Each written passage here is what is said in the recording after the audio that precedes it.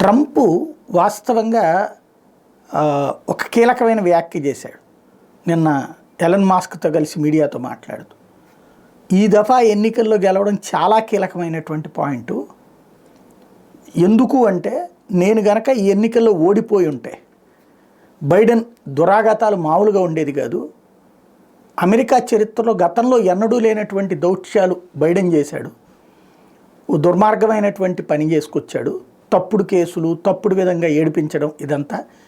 నేను గనక ఈ ఎన్నికల్లో ఓడిపోయి ఉంటే లైఫ్ లాంగ్ నన్ను లీగల్గా నేను తిరగాల్సి వచ్చేది, కోర్టులు, జైళ్ళు, ఇవన్నీ. ఆ స్థాయిలో నన్ను ఇబ్బంది పెట్టడానికి ప్రణాళికలు రచించాడు. ఇది అమెరికా సంప్రదాయం కాదు, కానీ బైడెన్ అట్లా చేసుకొచ్చాడు. నా గెలుపులో ఒక రకంగా గెలుపు అనేటటువంటి దాని ద్వారా నేను వాటి నుంచి అధిగమించబడ్డాను అని చెప్పుకొచ్చాడు. చాలా ముఖ్యమైనటువంటి పాయింట్. ఎస్, అదే ఇప్పుడు దేశంలో అంటే అమెరికా లాంటి దేశంలో కూడా ఈ ప్రతీకార రాజకీయాలు పతాక స్థాయికి చేరుతున్నాయి. ప్రతి దేశంలో కూడా ఇప్పుడు ఎట్లా తయారైందంటే తమ దేశ ప్రజలు, తమ రాష్ట్ర ప్రజలు వాళ్ళని సంతృప్తి పరిచేటటువంటి చర్యల్ని వదిలేసి వాళ్ళు చర్చించుకోవడానికి వేరే టాపిక్ వైపుకి వెళ్ళిపోయి, ఎందుకంటే వాళ్ళని సంతృప్తి పరచడం సాధ్యం కావట్లా. 100 రూపాయలకి 500 ఆశిస్తున్నారు, 500కి 1000 రూపాయలు ఆశిస్తున్నారు. అంటే డబ్బులు తింటారని కాదు, ప్రయోజనం, ఎదుగుదల. ఈ ఎదుగుదలలో ఈ ప్రభుత్వాలు ఎంత చేసినా సరే నువ్వేం చేసేది అంటారు. నష్టమైతే ప్రభుత్వాందే బాధ్యత అంటారు. కష్టం వచ్చినా నష్టం వచ్చినా ప్రభుత్వాందే బాధ్యత అంటారు.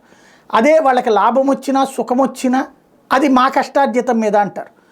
దీంతో ప్రజల అసంతృప్తిని చల్లార్చేందుకోసం ఈ రెండవ విధానాన్ని ఎంచుకుంటున్నారు. ఒక భావోద్వేగం సృష్టించడం.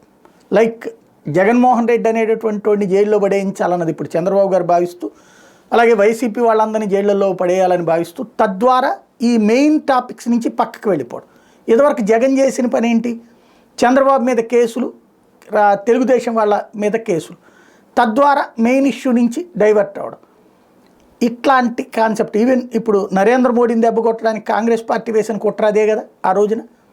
ఇట్లాంటి దరిద్రమే ప్రపంచవ్యాప్తంగా ఉంది అన్నటువంటిది ఇక్కడ కనబడుతోంది.